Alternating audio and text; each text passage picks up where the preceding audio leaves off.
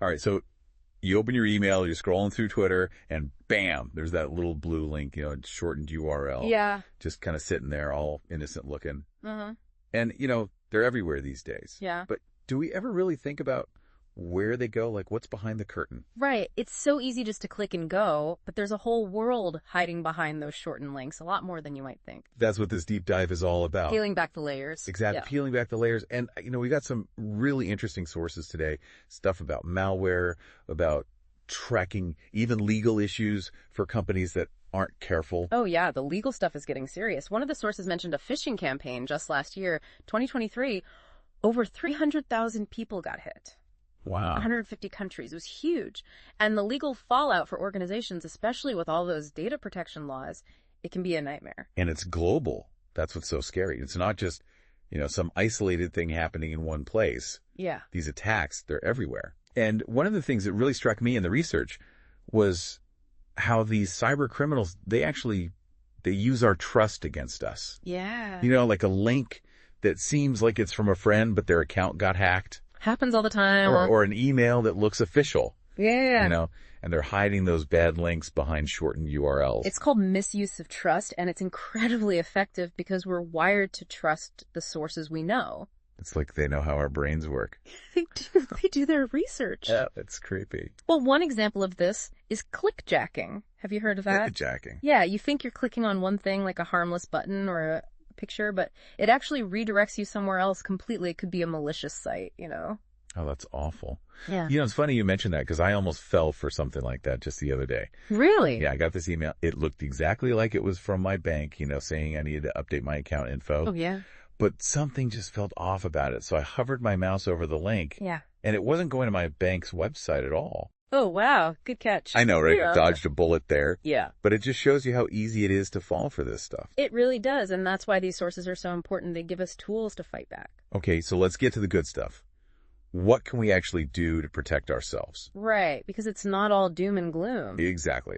Obviously keeping your software updated, that's a big one. Absolutely. And being careful about which link shortening services you use. Definitely stick to the reputable ones. But the thing that really jumped out at me were these things called URL expanders. Ah, yes. Those are crucial. Tell me more. Well, URL expanders, they're kind of like your first line of defense. They add a layer of transparency before you actually click anything. Okay. And it's not just about seeing the full URL. They actually analyze the destination, check it against blacklist, look at the domain reputation flag, potential trackers, all sorts of things. It's like a little safety check for websites. Exactly. One click, and you get all this information so you can make an informed decision. That's amazing. Yeah. But how do they even work? Is it magic? Not quite magic, but it's pretty clever. They essentially reverse the shortening process. When you enter that short URL, it follows the redirect path, fetches the original destination. Okay. And that's how it analyzes the full address and gives you those extra insights. That makes sense. There was one mentioned in the sources called just URL Expander. Pretty straightforward name. Yeah. What's the deal with that one? Seems to be a popular choice. It's free and it's really user-friendly. The sources specifically mentioned the one-click expansion feature. Just paste the link and bam, you see where it goes, plus all those safety insights. That's awesome. So let's bring this back to real life.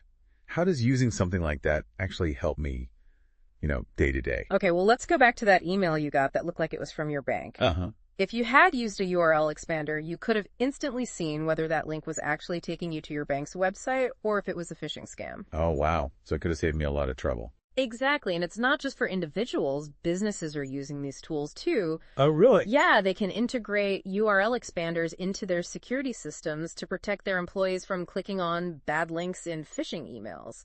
It's a big part of a strong cybersecurity strategy. That's really interesting. It feels like we're moving towards a more transparent online world where you can actually see where you're going.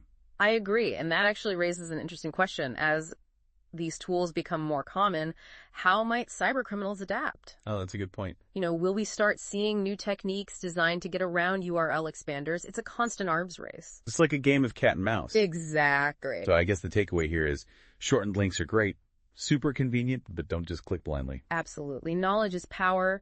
Be curious, be cautious, and use tools like URL Expander to stay safe online. Couldn't have said it better myself. Yeah. Well, that's all the time we have for today's deep dive, but I hope you learned something new and feel a little more empowered to browse safely. Thanks for listening, everyone. And remember, stay curious, stay safe. And keep expanding those URLs.